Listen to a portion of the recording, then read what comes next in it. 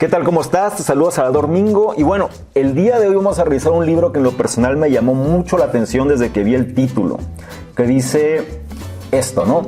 ¿Qué hace la gente exitosa antes del desayuno? Una guía práctica para organizar tus mañanas y tu vida. La verdad es que este es un libro que desde que lo vi, pues siempre hay como cierta conexión, ¿no? Uno como que busca cómo ser más, cómo lograr más. A quien no le gusta la idea de ser más exitoso, más exitosa, y sobre todo si es algo que te lo pueden decir de una manera muy breve, pues bueno, yo creo que eso despierta mucho interés. En lo personal, bueno, te he de confesar que desde que vi la portada del libro, la verdad es que sí me llamó mucho la atención. Y sobre todo que después de algunas semanas yo notaba que se iba haciendo cada vez más popular en su versión en español. Entonces aproveché al verlo disponible en una de las editoriales que se presentan en la Feria Internacional del Libro, en este caso aquí en Guadalajara, y lo adquirí. Lo leí hace apenas un par de días y como parte del ritual que me gusta hacer, voy a compartirte mi opinión al respecto. Mira, este libro en sí se aboca más a la administración del tiempo en un contexto orientado hacia los gerentes, directivos, dueños de empresa y en menor medida hacia los trabajadores independientes o emprendedores. Tiene lógica el por qué es así, ya que al final, por regla de números, estos son menos comunes, es decir, los trabajadores independientes o emprendedores pues suelen ser menos comunes que la gente que participa activamente en una empresa, ¿no? Que trabajan para otras personas. Ahora, te decía, se refiere más a la administración del tiempo y no tanto sobre qué rituales de éxito tienen los millonarios en las mañanas, que fue como yo pensé que sería este libro en un principio, aunque sí expone ciertos ejemplos con prácticas puntuales que ciertas personas de éxito realizan, ¿ok? Mira, de entrada te digo que es un libro de fácil lectura, es decir, en una medida de 3-4 horas lo puedes leer de principio a fin. Si tomas notas y además quizá haces un análisis un poco más exhaustivo, pues te puede demorar un poco más, pero no es una lectura complicada. De hecho, me atrevería a decir que tampoco te dice cosas, que sean realmente novedosas o el hilo negro, ¿no? Si consideramos otros libros como el de David Allen, que se llama Getting Things Done, hacer que las cosas se den, pero no por eso significa que sea una lectura que no valga la pena hacer, sino al contrario, la verdad. Pienso que cada libro, o al menos la mayoría de ellos, que fueron escritos a conciencia, tienen esas pequeñas piezas de oro que contribuyen a mejorar nuestra percepción de las cosas y expanden nuestro conocimiento. Te voy a decir cuáles son los puntos más relevantes que encontré en este libro y vamos a tratar de detallarlos uno a uno. Mira, el primer punto, y prácticamente el énfasis cae aquí, aprovechar al máximo nuestras mañanas. Mira, el libro hace énfasis en que la clave para lograr una mejor calidad de vida radica en aprovechar al máximo nuestras mañanas, más que cualquier otra hora del día. Y hay una ciencia detrás de esto, muy ligado a nuestra capacidad de concentración, estado de ánimo, pero sobre todo que es cuando todo mundo duerme.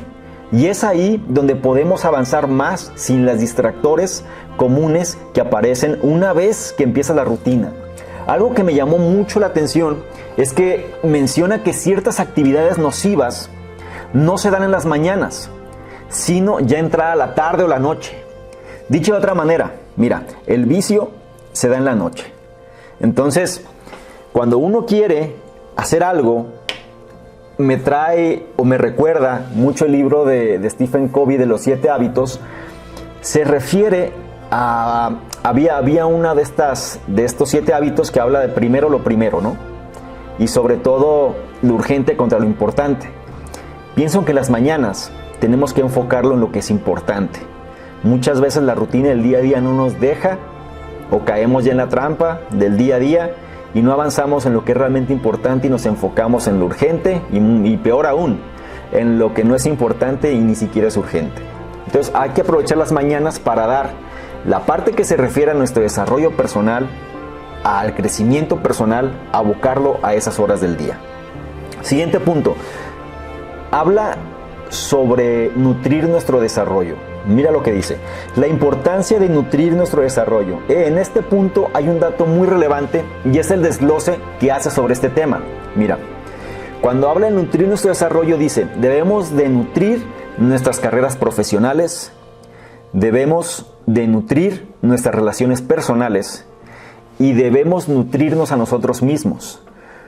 Posteriormente, el libro desarrolla estos 3 grandes bloques. Pero mira, otra vez voy a insistir. Dice la importancia de nutrir nuestro desarrollo, ¿no? Y este desarrollo lo divide en 3: carreras profesionales, relaciones personales y nosotros mismos. A esto deberíamos enfocar nuestras mañanas. Cuando todo el mundo duerme, deberíamos de pensar de qué manera estamos alimentando estos 3 puntos: nuestras carreras profesionales, nuestras relaciones personales y sobre todo a nosotros mismos. Siguiente punto. Una palabra que van a ver si leen este libro varias veces es planeación. Que se debe tener un plan de actividades a accionar o que debe seguirse. Mira, menciona que uno de los problemas al querer generar este plan es la falta de inspiración o el hecho de estar enfocados o enfrascados, más bien siempre en una misma rutina. Para esto hace la sugerencia de tener un oasis de descanso, un lugar que te inspire en el que puedas desconectarte de todo y enfocarte en tu plan. Este es un punto increíblemente radical, es decir, esto va a cambiar prácticamente que se logre o no se logre esto que estamos queriendo hacer. Habla de planeación, pero para poder planear menciona la parte de falta de inspiración, es decir, la gente cuando ya estás encasillado en lo mismo, pues realmente ni siquiera estás consciente de lo que estás haciendo muchas veces. Necesitas salirte de tener un espacio para ti propio que facilite, que motive la creatividad. A esto le llama el oasis de descanso, un espacio en tu casa o ya sea fuera de tu casa donde trabajes o dentro de tu colonia, donde tú quieras. Por tener ese oasis de descanso, ese lugar donde te alejas de la rutina y tienes un espacio para ti, para planear y ver qué es lo que tú quieres hacer. Bien, siguiente punto. Habla mucho de la importancia del fin de semana. Y mira lo que dice sobre esto, ¿no? Y fue algo que me gustó. Y de hecho dedica buena parte del libro sobre la importancia del fin de semana. Muchas veces caemos en la rutina de no distinguir qué es un fin de semana y seguimos haciendo actividades de mitad de semana o bien llenarnos de esos pendientes poco motivantes. Sugiere puntualmente que se deben elegir actividades distintas a las que se hacen entre semana y debes planearlas con anticipación. Es decir, no caer que el fin de semana va a ser nada más para hacer el súper, hacer la despensa, lavar el carro, limpiar la casa. Todas actividades que no hacemos entre semana y se van acumulando y pensamos que el fin de semana tenemos que hacer eso. Recomienda mucho pensar con antelación, en este caso, qué cosas deberíamos dedicar exclusivamente el fin de semana. Quizás salir de la ciudad, quizás hacer alguna actividad que no solemos hacer nunca, por ejemplo, hacer un paseo en bicicleta o simplemente salir a hacer una cena con amigos, etc. Es decir, hacer algo que no sea algo improvisado, sino que planifiques con tiempo, pero que te haga disfrutar o que haga distinta tu rutina de semana. ¿Ok? Aunado a este punto, también menciona lo siguiente. Sugiere que en el caso de las personas casadas o que tienen pareja, que hagas tu planeación del fin de semana de una forma más relajada y amena. Quizá desde algún lugar fuera de casa. Quizá tomando una buena copa de vino o una cerveza. Menciona como dato interesante también, en base a una encuesta que se hizo a cierto número de mujeres. Mira, fíjate, si eres mujer también, revisa esto.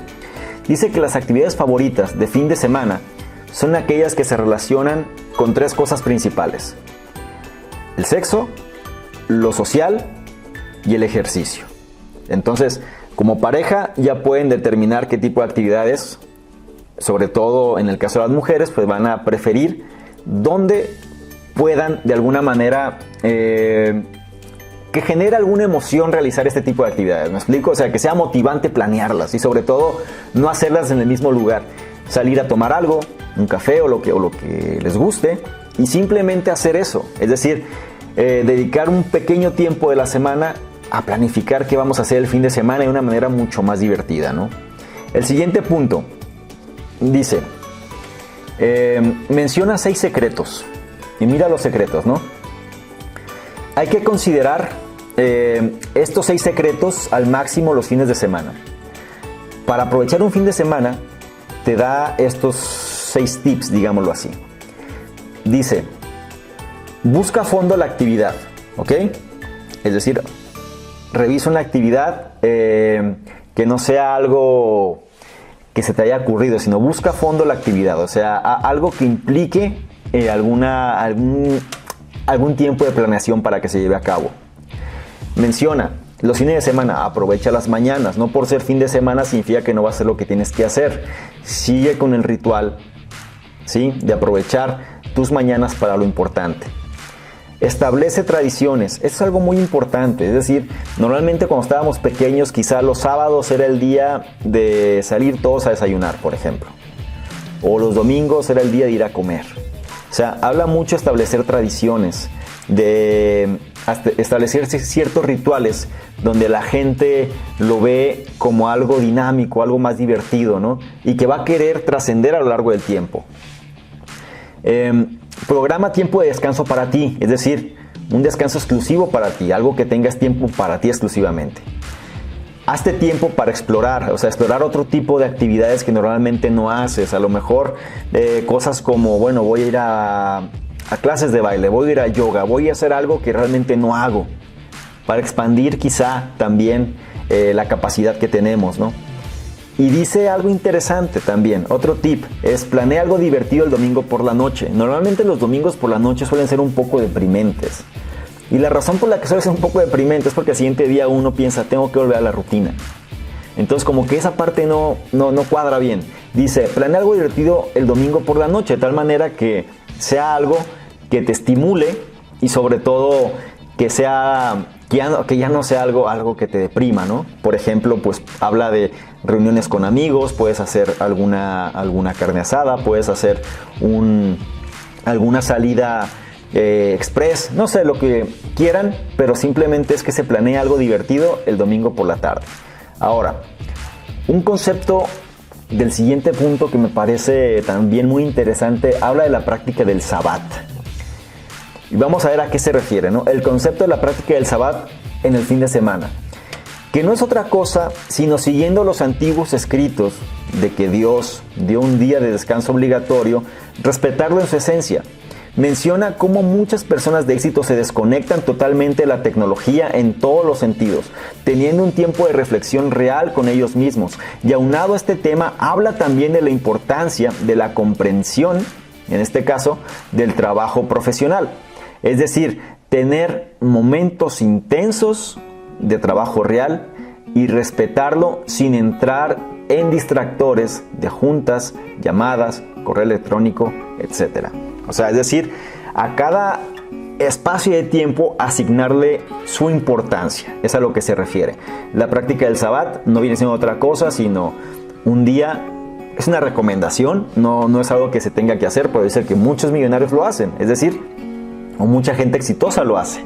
Se desconectan de todo y se dan un tiempo exclusivo para ellos mismos. Y cuando tienen que hacer sus actividades diarias, se enfocan totalmente en hacer estas actividades diarias sin entrar en distracciones. Siguiente punto, habla de la hora y dice, una reflexión importante que hace la autora es sobre la hora y cómo todo lo que hay es el ahora y cómo lo que hoy es no lo será después, ¿ok? Esto es algo más profundo, es una reflexión filosófica más profunda, pero se trata prácticamente de aprovechar, de estar conscientes de lo que estamos haciendo, ¿sí? Recuerda que muchas veces aplazamos cosas que queremos porque pensamos que así lo tenemos que hacer, pero quizá eso que pensábamos hacer después nunca llegue.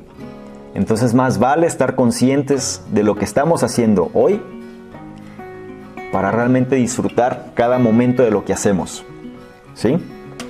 Siguiente punto, nuestra vida se construye en horas y todo lo que logremos será en función de la forma en que las usemos. Es decir, pues aprovecha el tiempo. Cada vez que hagas una actividad, enfócate en esa actividad. Tu productividad va en función del tiempo que le dediques a las cosas. No pierdas el tiempo. Siguiente punto, habla de la importancia de hacer una bitácora de horas y minutos. Esto es todavía más llevar el siguiente punto a un nivel más detallado, ¿no? Habla de una bitácora de horas y minutos de todas nuestras actividades. Esto para saber cómo es que administramos nuestro tiempo. Pero sobre todo es algo que ayudará mucho al momento de determinar el cobro por nuestros servicios. ¿Ok? Bitácora de horas y minutos. Saber a qué dedicamos cada parte de nuestro tiempo para saber después cómo cuantificarlo. Dice, siguiente punto, se debe planear por anticipado. No solo se trata de listar actividades, ¿sí? Este es el error. La gente muchas veces lista actividades y las dejan en una lista y ahí se quedaron. Dice, no nada más se trata de listarlas, sino de calendarizarlas y ejecutarlas en el plazo establecido. Es decir, cada tarea ponle una fecha límite. Y sobre todo, de preferencia, cuando lo vayas a hacer, define las tareas por día y a este día di cuál vas a hacer y cuáles vas a terminar. La intención es que cada día todas las tareas que listes las puedas terminar. Si hay una fecha límite, es más fácil psicológicamente mentalizar nuestra mente para alcanzar esa meta o simplemente enfocarnos en terminar dicha tarea. Siguiente punto. Al momento que definas tus objetivos, estos deben estar desglosados en dos tipos. Fíjate bien, metas principales y metas de empuje. Es decir, hay dos tipos de objetivos diferentes. Metas principales se refieren a las prioridades y metas de empuje, estas se refieren a las tareas diarias que debes hacer para que las metas principales se cumplan. Es decir, metas de empuje complementan las metas principales. ¿Sí? Y esto es fácil de canalizar. Por un ejemplo muy simple, ¿no? Vas a hacer un pastel. Quizá esa es tu meta principal. Pero sabes que para hacer un pastel necesitas comprar X ingredientes. Necesitas tener el horno. Necesitas tener los ingredientes que necesites. Y prácticamente una meta de empuje es, bueno, voy a adquirir los ingredientes. Pero mi meta principal es hacer el pastel. ¿Sí? Sin las metas de empuje es difícil que suceda la meta principal. Entonces acostúmbrate a dividir, no nada más pongas puras metas principales, sino ten una meta principal y desglosa las metas de empuje que van a hacer que esa meta principal suceda. Otro concepto interesante en este punto, el siguiente punto habla del concepto STICK. S-T-I-C-K-K. Dice, esta es una propuesta por parte de una compañía de Estados Unidos, donde hace un convenio con aquellas personas que quieren lograr un objetivo en concreto y lo hace de la siguiente manera. Fíjate el método que utiliza este concepto STICK. Se hace un contrato formal de compromiso de meta, ¿sí? Es decir, se formaliza lo que yo quiero lograr. Si no se logra o se claudica en el intento, se aplica el concepto de anticaridad. Y mira lo que quiere decir esto. Es decir, ese beneficio de tu penalización, obviamente no cumpliste, se te impone un castigo y ese castigo normalmente puede ser algo que a ti no te guste hacer o algo que a ti te vaya a costar hacer, digámoslo de otra manera, y dice, ese beneficio de tu penalización la recibirá alguien o algo que no te agrade y no vaya de acuerdo con tu forma de pensar. Ve lo poderoso de esto. Además de que se exhibe de forma pública el fracaso ante el grupo y tus amigos. O sea, es una forma de presionar para que tú no falles en lo que tienes que hacer. Ese es el concepto STICK. Una forma de trabajo o de logro de metas bastante más agresivo. Yo creo que el hecho de aplicar conceptos como la anticaridad, o sea, si algo que a ti te cueste trabajo lo vas a recibir algo o alguien de lo cual tú no estás de acuerdo, pues te va a obligar a no claudicar, o por lo menos va a ser más difícil que eso suceda. Bien, siguiente punto. Cuando estés inmerso en juntas, llamadas u otras actividades que no te producen un resultado tangible, debes tener presente el concepto del costo de la oportunidad, en términos de lo que dejas de ganar por dedicar tiempo a dichas actividades, ¿ok? Cada vez que tú seas interrumpido por un factor interno o externo, piensa en este concepto del costo de la oportunidad, que no es otra cosa sino si yo hubiera seguido haciendo la actividad para la cual estaba predestinado, ¿qué resultados hubiera conseguido en relación a alejarme de eso que estaba predestinado a hacer para hacer una cosa nueva? Piensa bien, y sobre todo cuando son interrupciones muchas veces no me generan ningún valor. Entonces cuida bien tu tiempo. Siguiente punto, la importancia de delegar para crecer y distinguir qué sí y qué no debes hacer en términos de actividades. ¿Ok? Delegar para crecer. Nadie que tenga éxito realmente es un todólogo. Es decir, las personas tienen que aprender a delegar, a pasar las responsabilidades a terceras personas, porque de otra manera nunca tendrían tiempo para ellas mismas. Es muy importante saber a quién le vas a delegar, por eso dice delegar para crecer. Pero es un factor que tienes que analizar en relación a tus actividades. Pero siempre ten presente eso, ¿no? Hay que delegar para crecer. La importancia, siguiente punto, también de identificar los periodos de productividad durante las jornadas. Esto es un hecho inalegable. Es decir, las personas normalmente tienen diferentes periodos de productividad. Normalmente las mañanas es cuando la gente tiene su productividad es mayor. ¿Por qué? Porque tiene la mente más descansada, se puede concentrar mejor, puede avanzar más en cosas que requieren un esfuerzo quizá intelectual. Quizá ya pasada el mediodía, esa parte mental baja y entonces ya los periodos de productividad disminuyen.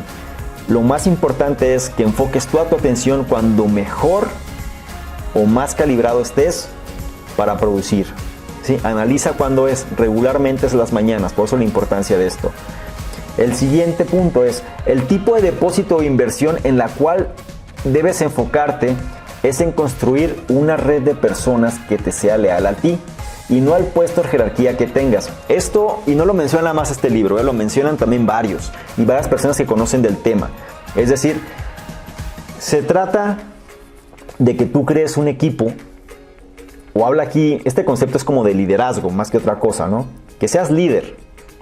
El liderazgo se da cuando la gente sigue lo que tú haces, cuando la gente te respeta, cuando la gente, como dice aquí, te es leal. Y no nada más es porque tú seas el jefe de una persona, por lo cual tú sientas que ya prácticamente la gente te va a ser leal. Es decir, es muy diferente. Entonces, tu enfoque tiene que ser en ese, construir una red de personas que sea leal por el valor que les das, por el respeto que les generas, por el ejemplo que les inspiras. Y no simplemente nada más por razones de jerarquía, de organización, esas personas creas que ya tienes el derecho sobre ellos. Siguiente punto, la pregunta del capital carrera. Ella habla de esto. La pregunta viene siendo ¿qué has hecho hoy para aumentar tu publicidad y el alcance de tu organización? Eso es el capital carrera, es decir, ¿en qué trabajas hoy para que lo que tú haces beneficie la empresa en la que tú estás? Puede ser tu propia empresa, puede ser tú un autoempleado o puedes trabajar para alguien más. La importancia aquí radica es cómo te haces más conocido y aumentas el alcance de la empresa donde estás. Bien, siguiente punto dice, la vida interior del trabajo. Ya sea que trabajes en una compañía o no, o bien seas dueño de una, hay un concepto que debes tener presente, que es la vida interior del trabajo. Esto determina el grado de compromiso y satisfacción que tienen las personas hacia la actividad que realizan. Si sientes que algo no funciona contigo o con tu gente, revisa este punto. ¿Qué sucede cuando la gente en las empresas se va? Puede ser que a lo mejor sean cuestiones de sueldo, normalmente suele ser eso, pero si es eso, entonces valida la vida interior del trabajo, porque muchas veces, las compañías se enfocan mucho en la salud del trabajador. Me refiero a la salud integral, ¿no? En equilibrar la vida del trabajador, trabajo, familia. Entonces, cuando las compañías de alguna manera logran entender este concepto, la rotación de personal suele ser menor. Entonces, alguien que tiene gente a su cargo debe tener muy claro esta parte, ¿no? o no tienes gente a tu cargo tú mismo, ¿no? O tú misma, ¿no? Pero la vida interior del trabajo, o sea, cómo es la calidad de vida internamente, fuera del sueldo y fuera de lo demás, cómo te sientes internamente bajo la actividad que desempeñas. Es obligación de quienes tienen gente a su cargo cuidar mucho la vida interior del trabajo. Bien, prácticamente esos fueron los puntos más importantes de este libro. Y mira, como puedes ver, hay puntos muy interesantes que hacen que este libro valga la pena. Además, al final del mismo, en el apéndice del libro también, trae varias notas y ejemplos interesantes para entender mejor todo este contexto, ¿sí?, de la administración del tiempo, pero bajo este enfoque, ¿no? Donde el enfoque viene siendo rutinas durante las mañanas que ayuden a maximizar nuestros resultados personales.